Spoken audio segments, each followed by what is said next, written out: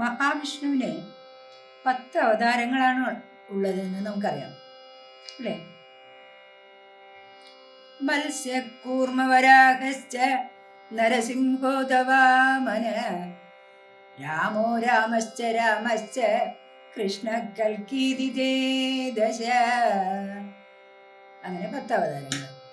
അതിൽ നമ്മൾ 8 എണ്ണം ഇപ്പൊ പറഞ്ഞു കഴിഞ്ഞു.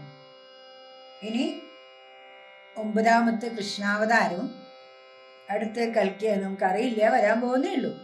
ഏതായാലും കൃഷ്ണാവതാരം മഹാവിഷ്ണുവിന്റെ പൂർണ്ണാവതാരമാണെന്നാണ് പറയുക. ആ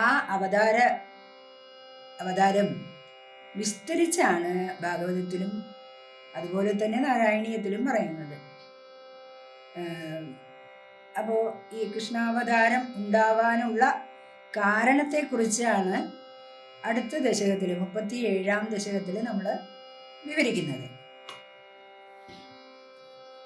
1ാമത്തെ ശ്ലോകം ഇങ്ങനെയാണ്: സാന്ദ്രാനന്ദതനോഹരേനനുപുരാ ദൈവാസുരേ സങ്കരേ ത്വത്കൃത്ത അഭികർമ്മശേഷവശതോ ഏതേന യാതാഗതിം തേഷാം ഭൂതലജന്മനാം ദിദിഭുവം ഭാരേണ ദൂരാർദിതാ ഭൂമി പ്രാപ വിരിഞ്ചമാശ്രിതപദം ദേവൈ പുരൈവഗതൈഹി. അപ്പോൾ ശ്രീകൃഷ്ണാവതാരത്തിൻ്റെ പശ്ചാത്തലത്തെ കുറിച്ചാണ് ഈ ശ്ലോകത്തിൽ നമ്മൾ പറയുന്നത്. അതായത് ദേവാസുര യുദ്ധങ്ങൾ പലതുണ്ടായി. അവയിൽ ഭഗവാൻ നേരിട്ട് തന്നെ ഇടപെട്ട യുദ്ധം ചെയ്യേണ്ടി വന്നിട്ടുണ്ട് ദേവന്മാരെ രക്ഷിക്കാനായിട്ട്.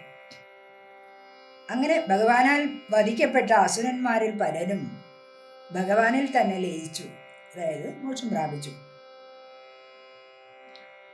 എന്നാൽ പ്രാരബ്ധ കർമ്മം അവസാനിച്ചിട്ടില്ലാത്ത ചില ദൈത്യന്മാർ ഭൂമിയിൽ മനുഷ്യരായി ജനിച്ചു. കംസൻ, ജരാസന്ധൻ തുടങ്ങിയ രാജാക്കന്മാർ ആസുരഭാവമുള്ളവരായിരുന്നു. അവർ അസുരന്മാരായിരുന്നു. ആസുര ശക്തികളും അവർക്കുണ്ടായിരുന്നു. ഇത്തരത്തിലുള്ള രാജാക്കന്മാർ ഭൂമിയിൽ നിറഞ്ഞപ്പോൾ അവരുടെ പാപഭാരം കൊണ്ട് ഭൂമി പീഡിതയായി തീർന്നു. ഭൂമിദേവി